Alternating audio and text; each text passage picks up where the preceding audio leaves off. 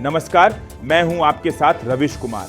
दोस्तों, जरा सोचिए, अगर किसी सुबह आपको बताया जाए कि दुनिया का सबसे ताकतवर देश अचानक भारत को ही अपना दुश्मन घोषित कर देता है, तो क्या आप यकीन करेंगे? जी हां, ये हुआ है और यही आज की कहानी है।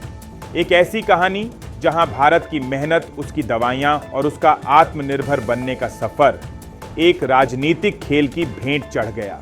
अगर आप सच्ची खबरें देखना पसंद करते हैं तो इस वीडियो को लाइक कीजिए और चैनल को सब्सक्राइब कर लीजिए, क्योंकि यहां खबरें नहीं, सच्चाई दिखाई जाती है। नई दिल्ली से वॉशिंगटन तक की ये कहानी दुनिया के उस पलटते हुए समीकरण की है जहां भारत ने सच्चाई दिखाई और अमेरिका ने घबराहट।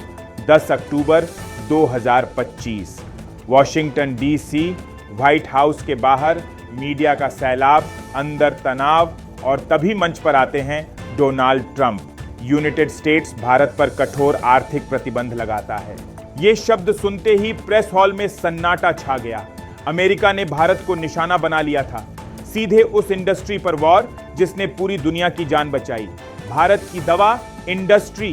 कहते हैं जब सच्चाई किसी के लिए खतरनाक बन जाती है तो उसे सुरक्षा खतरा घोषित कर दिया जाता है, और ठीक यही हुआ भारत के साथ। अमेरिका ने कहा, भारत अब हमारे लिए फार्मास्यूटिकल रिस्क है, यानी जो देश पूरी दुनिया को दवा देता है उसे अब अपराधी बना दिया गया। दोस्तों, आप भारत के किस शहर या राज्य से ये वीडियो देख रहे हैं, नीचे कमेंट में बताइए। और बताइए, क्या आपको लगता है दुनिया को भारत के साथ ऐसा व्यवहार करना चाहिए? पर असली विडंबना यही थी। जिस दिन ट्रंप भारत पर वार कर रहे थे, उसी दिन अमेरिका खुद अपने घर में डूब रहा था।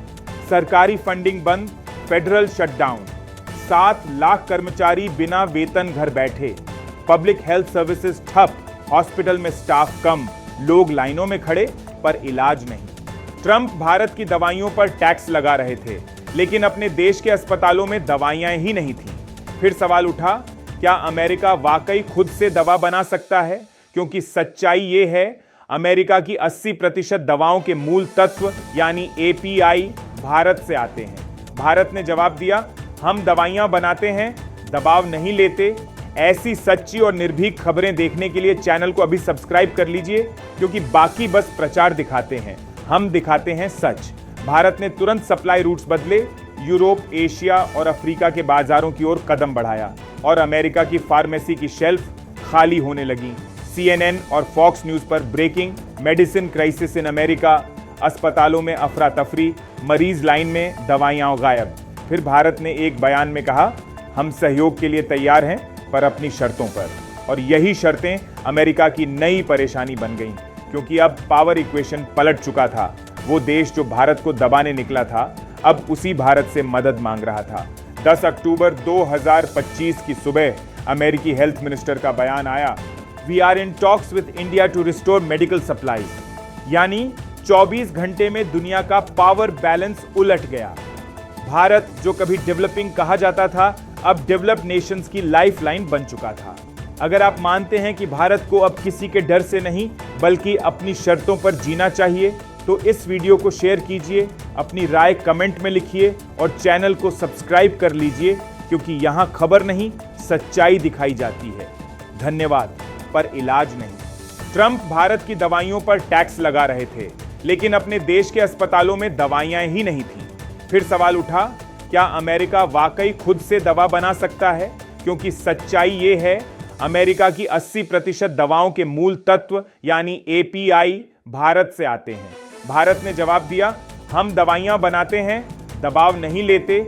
ऐसी सच्ची और निर्भीक खबरें देखने के लिए चैनल को अभी सब्सक्राइब कर लीजिए, क्योंकि बाकी बस प्रचार दिखाते हैं, हम दिखाते हैं सच। भारत ने तुरंत सप्लाई रूट्स बदले, यूरोप, एशिया और अफ्रीका के बाजारों की ओर कदम बढ़ाया, और अमेरिका की फार्मेसी की शेल्फ खाली होने लगी। CNN और फॉक्स न्यूज पर breaking, medicine crisis in America, अस्पतालों में अफरा तफरी, मरीज लाइन में, दवाइयां गायब। फिर भारत ने एक बयान में कहा, हम सहयोग के लिए तैयार हैं, पर अपनी शर्तों पर। खतरा घोषित कर दिया जाता है, और ठीक यही हुआ भारत के साथ। अमेरिका ने कहा, भारत अब हमारे लिए फार्मास्यूटिकल रिस्क है, यानी जो देश पूरी दुनिया को दवा देता है उसे अब अपराधी बना दिया गया। दोस्तों, आप भारत के किस शहर या राज्य से ये वीडियो देख रहे हैं, नीचे कमेंट में बताइए। और बताइए, क्या आपको लगता है दुनिया को भारत के साथ ऐसा व्यवहार करना चाहिए? पर असली विडंबना यही थी। जिस दिन ट्रंप भारत पर वार कर रहे थे, उसी दिन अमेरिका खुद अपने घर में डूब रहा था। सरकारी फंडिंग बंद, फेडरल शटडाउन, 7 लाख कर्मचारी बिना वेतन घर बैठे, पब्लिक हेल्थ सर्विसेज ठप, हॉस्पिटल में स्टाफ कम, लोग लाइनों में खड़े पर इलाज नहीं।